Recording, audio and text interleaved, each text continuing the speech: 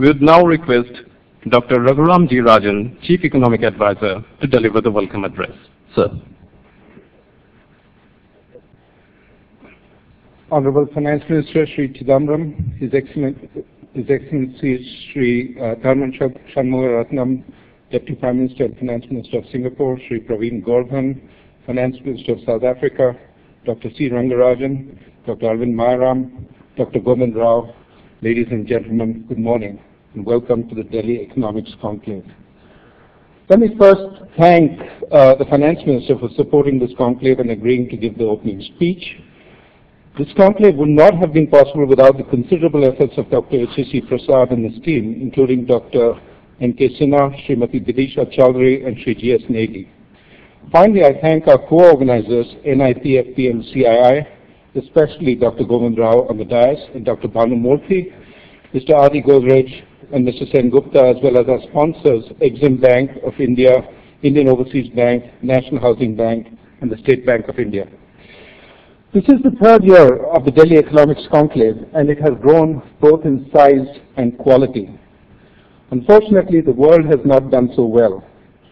We meet here at a time that the world is going through its fifth year of subpar economic growth. Slow growth not only means millions more unemployed or underemployed, it also means millions more stuck in grinding, hopeless poverty. And it's hard to see the light at the end of the tunnel. There is a temptation to see the slow growth of industrial countries merely as a cyclical problem, with the usually rapid recovery from a downturn held back by excessive debt and deleveraging. Some of the slow recovery may indeed be because of deleveraging, certainly in parts of Europe where banks are reluctant to lend. But a complete diagnosis of the ills of the industrial countries would question whether the extremely rapid growth in the pre-crisis 2002-2007 period, fueled by massive increases in household, bank, and government debt, was sustainable. Put differently, it may have been the attempt of industrial countries to grow faster, to reduce the endemic unemployment that plagued them, that in turn led to excessive borrowing and spending, whose consequences the world is reaping today.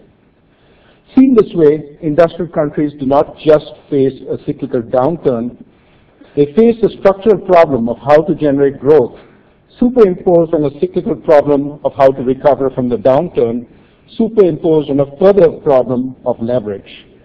If you thought India had problems, you just have to look outside. Emerging markets benefited, perhaps to a greater degree than we realized, from the era of strong demand growth in industrial countries. As some of you know, India's trade in goods and services increased from about 22% of GDP in the 1990s to 56% of GDP today.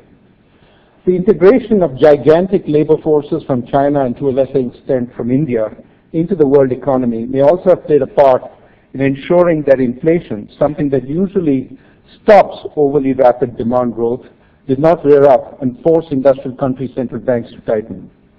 The benign inflationary environment has led to overly benign central bank policy and perhaps fed an unsustainable boom that now has led to bust. Emerging markets like ours are now being urged by the world to grow faster, to provide the demand that industrial countries cannot provide anymore and that they sorely lack. We have to do what we can, but we must also remember that the goal is sustainable growth. Too many of our people are too close to the margin for us to have 7 years of plenty followed by 7 years of too little.